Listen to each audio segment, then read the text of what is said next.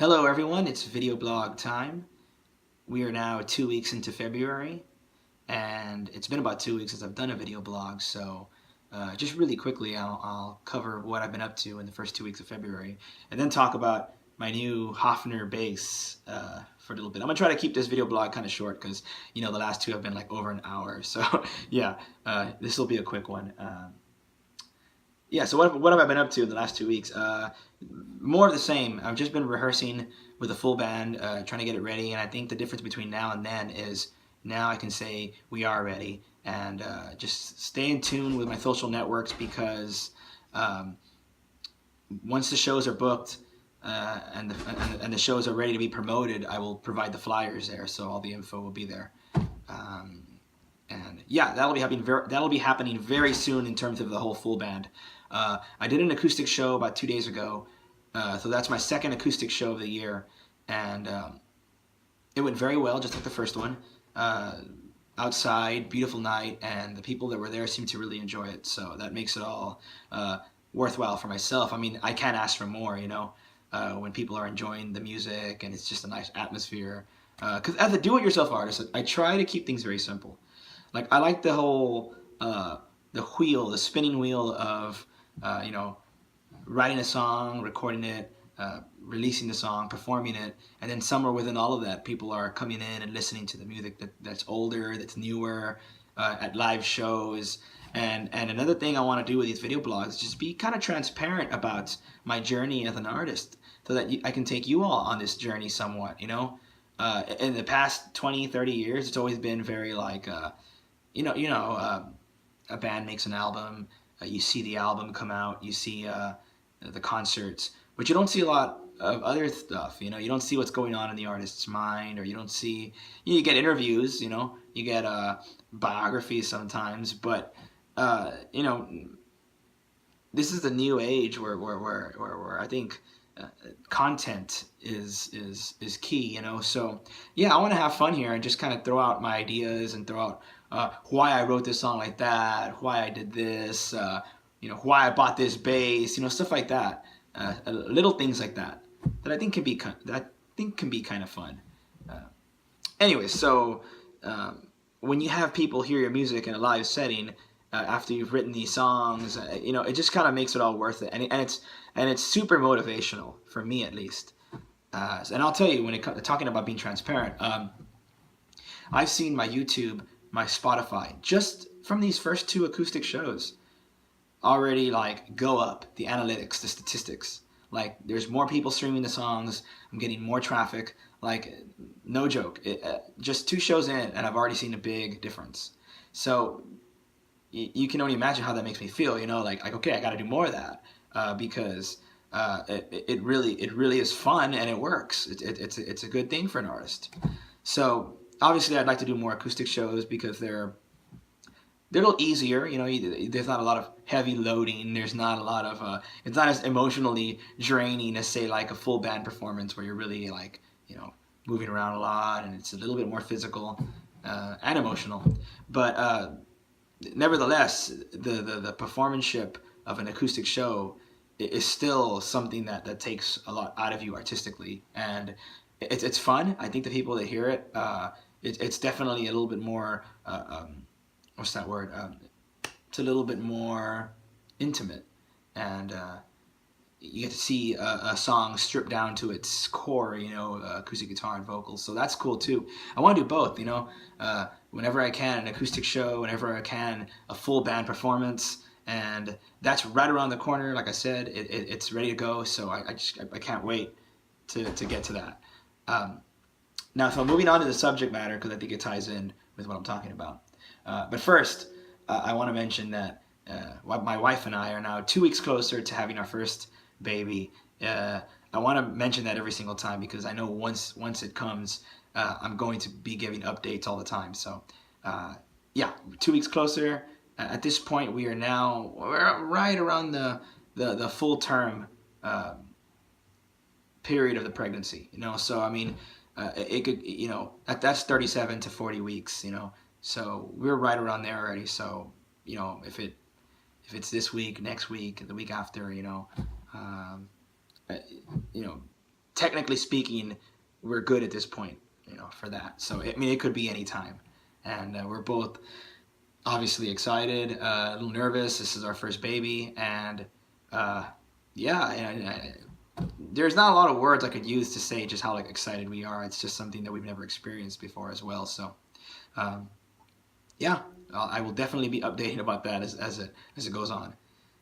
So talking about the full band performance, I never thought that I'd be playing bass and singing in the full band version of Chris Sky. If you've caught one of my periscopes, you'll see that I usually play guitar, sometimes keyboards, whatever the song needs, and of course, regardless of what instrument I'm playing, of course I'm always going to be singing. I always felt that like if I did things exactly the way I wanted, then I'd have like 5 guys in my band, and I would just be singing. I wouldn't be playing anything. But the scenario presented itself. I have a guitar player and a drummer that are helping me out here, so that left the bass open. And I don't know, maybe it's just stupid of me to not think about bass, because in all the other projects I've played in and still play in, it's been bass and vocals. So I don't know, maybe I should have thought about that already. I don't know why I didn't think I'd be doing that. But so when I found out that, well, I'll be singing and playing bass in this project, then I thought, well, I kind of want to buy a bass. I want a bass that I can really have fun with. It feels good in my hands, and there's this that I enjoy the sound of and the look of. And about 3 years ago, I spotted a bass by Hofner that really caught my attention, and I wanted to buy it. I don't know. I guess I never really did it. I never took the step and bought it. But when I realized that bass was the instrument that I was going to be playing with this lineup, it basically was the motivation to all right, let's do this. Let's buy the bass. So last week I purchased it, and it came in about 4 days ago. So I've had a couple days to mess around with it, and yeah, I really love the bass, and I want to introduce you to my new bass. This is a Hofner Violin bass. It's black, and it's an Ignition. Let's see if I can show you the neck. Hofner. There you are. Now this is actually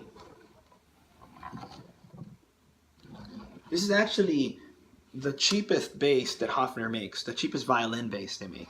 They make basses that obviously all the way back. Well, I'll mention that right now after this. But this is their like bargain violin bass right here, and it's a beautiful bass. That's what first caught my attention. I'm not gonna lie. The look of it. It's a hollow body, and if you tap on it, like you can kind of hear that. In fact, one of the reasons why you hear it so loud, even without being plugged in, is because it's a hollow body. So yeah, if you're looking at this bass and you're like, well, that looks really familiar to me. Why does it look so familiar? I can't place it. Well, it's from the Beatles. Paul McCartney has always used the violin bass. I mean he's played with a few different basses before. I think a Rickenbacker. Yeah, but this is his iconic bass. It's the one that everyone knows Paul McCartney to play. Of course, it's the Sunburst version that he uses, but they make higher end basses as well. Of course, he uses his own bass that goes all the way back to the early '60s, maybe even. I know he had 2 in the beginning, and the first one he doesn't use anymore. He uses the second one. To this day still uses the second one, which is the same one from the big Ed Sullivan performance, in America. He still uses that to this day. So yeah, it's definitely a pretty old model that he uses. But they have $3,000 basses, $2,000, $1,000. This is actually, I think it started off as a $400 bass, and now a couple years later, it's kind of I think you can find them for like high 200s, 290 used, or 318 is the new price on Guitar Center, I think, which is where I ordered it from. So yeah, so why this bass? I mean, first of all, I saw it, and I'm extremely influenced by Paul McCartney. He's my favorite bass player, along with Steve Harris and Adam Clayton and Geddy Lee, of course. And you know, I know if you're a real bass kind of virtuoso or a very highly skilled bass player, I know these bass players are obviously kind of more songwriter kind of bass player oriented. You know, they're not virtuosos by any means, but I like their bass playing in terms of what they do for the song. You know, those are the kind of bass players that are my favorite. Of course, I respect the extreme talents of a lot of these really, really, really good bass players. That most of them are on YouTube and they make great videos and they're amazing. They're amazingly skilled on the bass. But yeah, the big influences on me bass wise are those four guys I just mentioned, and there's more. But so I saw the bass, Paul being a big influence. I kind of wanted to get the bass to share that, you know, with people that influence the Beatles have had on me. But if I really wanted to show that, then I would have bought the Sunburst.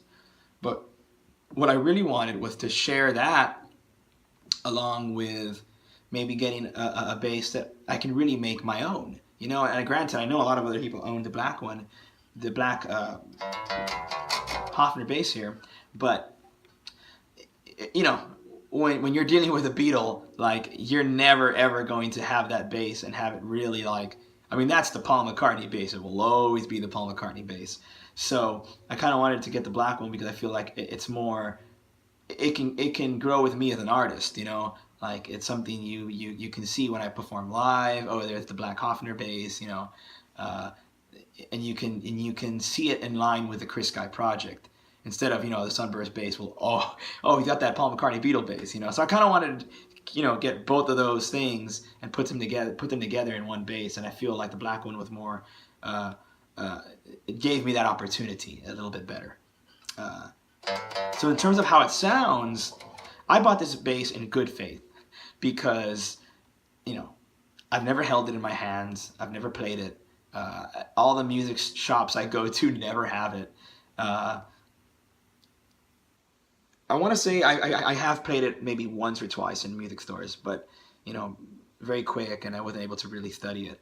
So I looked up a lot of YouTube videos, and one of the things I noticed is that there are a lot of videos where people are trying this bass out, but a lot of the times, because we're all influenced by Paul McCartney, we tend to want to sound like Paul McCartney, and that would mean getting flat wound strings. These are your round strings. That's hard to say.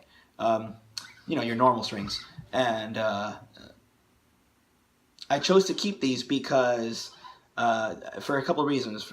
One, while I love the Paul sound, I also know that you can get the Paul sound somewhat with these normal strings. Now, if you get the flat wound, you know, you get kind of a more muted, beautiful sound. I love it. But it's a little harder, at least in my opinion, to get this kind of that more attack sound than if you listen to the Chris Guy bass lines. You know, I do a little bit of both. There's some attack bass playing. There's some, you know, laid back kind of almost Paul like bass lines. There's some kind of, you know, just normal rock bass lines as well. So I kind of wanted a little bit more variety, and I, you know, also remembering the fact that, you know, I haven't written a song with this bass yet. I haven't recorded a song with this bass yet. It's all been recorded with either a Fender Jazz or an Ernie Ball Music Man. You know, entirely different basses than this. So I wanted to give myself as much chance as possible to be able to emulate the sounds on the recordings. So I think with the normal strings, it gives me a better chance to do that. But you'd be surprised, like, and I'm surprised. I'm blown away by the sound of this bass. I thought I was gonna have to work my bass amp, you know, and really, you know, put it on 11 and you know, really fight the feedback because it's a hollow body. And I gotta say, no, none of that. No feedback, and I've blasted that volume. It's probably louder than I would even play live at a venue. Got right up to the speakers and did this sort of like. It doesn't sound much right now when you hear that. But when you put that volume high, you know, no feedback, really clean, really booming. It's a very warm, booming sound, this bass. I could tell over the videos, but it surprised me in person how much more booming it actually is. But the problem with the videos, going back to the videos on YouTube, is that because we're also influenced with Paul McCartney, not a lot of videos of the Hofner show you what else it can do. Uh, and you know his bass lines are very, very fun to play. Like,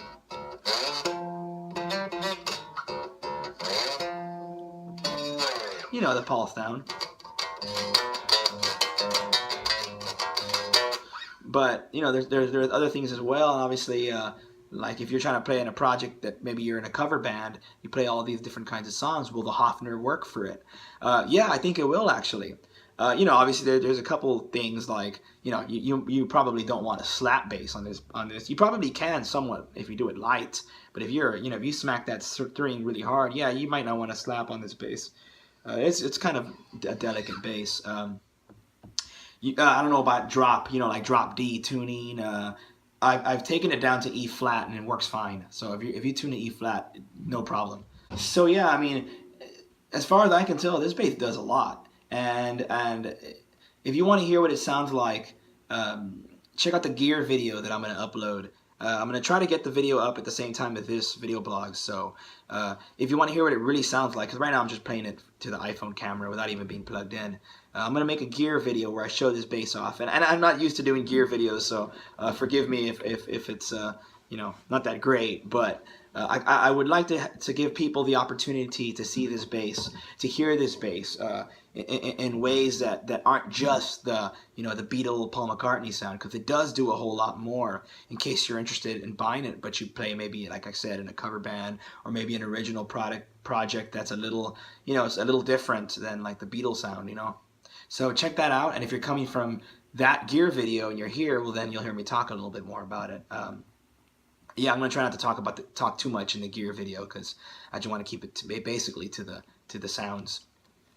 All right, so what else? I think that's about it. I mean, it's a beautiful bass. I think that as an artist, I can, you know, maybe I'll name it at some point. I don't know if it doesn't have a name yet. I think I'm gonna name it. I don't know what yet. We'll see. But yeah, I really love it so far. You know, they always say songs live in instruments, so it'll be interesting to see if I can write some songs with this bass. What comes out? Yeah, very excited to show this off in a live setting, full band setting, you know, and hopefully that's right around the corner. It is. So just keep in tune with the Facebook, and I will post the flyers when I'm booked. Yeah, it's my new bass, Hofner Ignition, and it's a great bass. Rock on, everybody.